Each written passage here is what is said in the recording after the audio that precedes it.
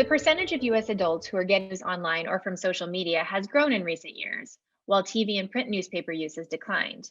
A problem with such survey research, however, is that categories of online and social media are much broader than those of traditional media platforms, and they may include more than just professional news outlets. A person who says they get news from social media, for instance, may include a news outlet, a local politician, or even a family member as a source of news. Complicating matters further is that people are overwhelmingly skeptical of the information that they get on social media.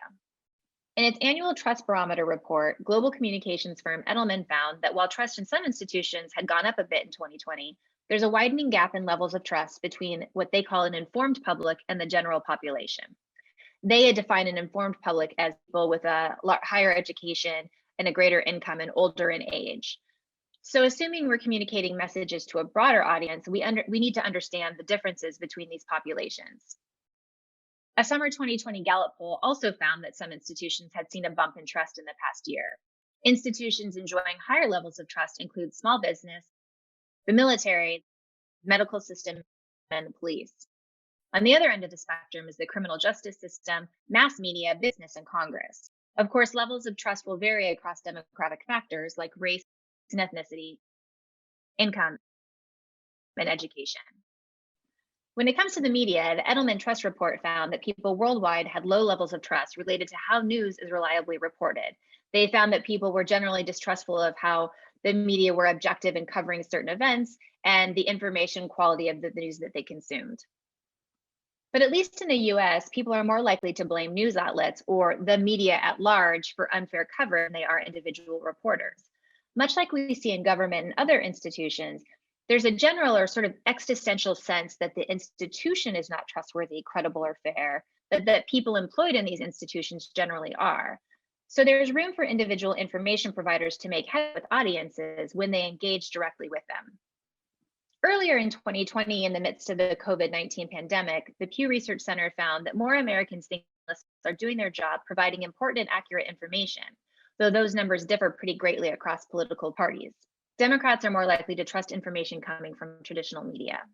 One important factor in the trust issue that often doesn't get enough attention is that audiences generally do not have a deep understanding of how information is produced or how to differentiate between different types of content. In particular, people often find it difficult to distinguish between news and opinion content. Globally, people believe it's difficult to determine the origins of a piece of news and the credibility of the original source, as well as how to distinguish between credibly reported news and rumors or falsehoods. But even as people recognize the problem of misinformation, our research has found that people generally overestimate how good they are at spotting fake news. When tested, adults in 3 US cities were much more confident they could spot fake news than their ability to identify a fake headline actually warranted. We also found significant differences along lines of education and attitudes toward news. Folks with a college degree or higher were much better at spotting fake headlines when tested than those without a college degree. Likewise, people with negative attitudes toward news were much less likely to think that they needed help, but were actually more likely to need help spotting fake news. A final and crucial piece of the puzzle is how information travels via digital and social media. The share button online is the place where the supply of misinformation meets the demand.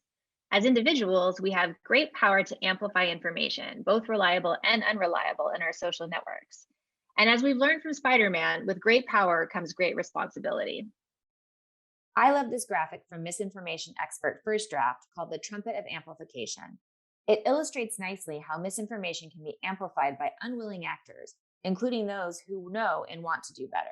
As information providers, it's important to understand how this amplification can happen in an instant and to work against further promoting false information, all while working to attract attention for the important information you're providing. In some ways, it may be useful to think like the bad guys to create viral content for the public good. I hope you found this information useful as you think about media relations, misinformation, and connecting with audiences. You can check out more information on these topics in the CHDS Media Literacy Series and other resources at the Center for Homeland Defense and Security.